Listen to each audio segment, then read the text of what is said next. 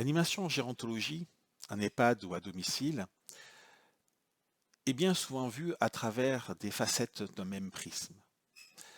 Euh, Par exemple, pour certaines animatrices et certains animateurs, l'animation peut être vue simplement comme succession d'activités. Pour certains soignants, l'animation peut être vue comme une prise en soin non médicamenteuse. Pour certaines directions, l'animation peut être vue comme une vitrine de l'établissement. Pour certaines familles, l'animation peut être vue simplement comme occupationnelle. Toutes ces facettes sont vraies. Mais quelle est la facette du patient ou du résident?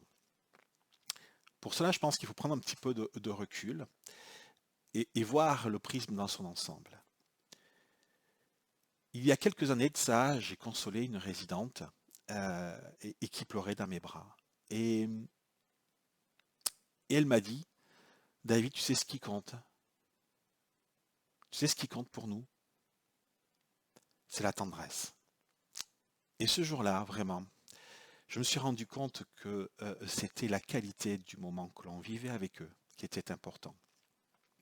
C'est un levier pour lutter contre la solitude.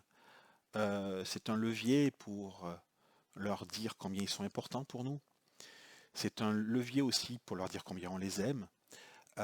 C'est un levier pour lutter contre l'isolement et ainsi de suite.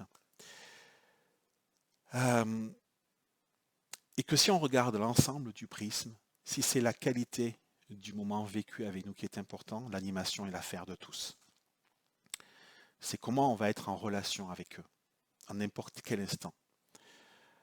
C'est à travers notre façon d'être, de faire avec eux, qu'ils vont se sentir importants, soutenus, considérés.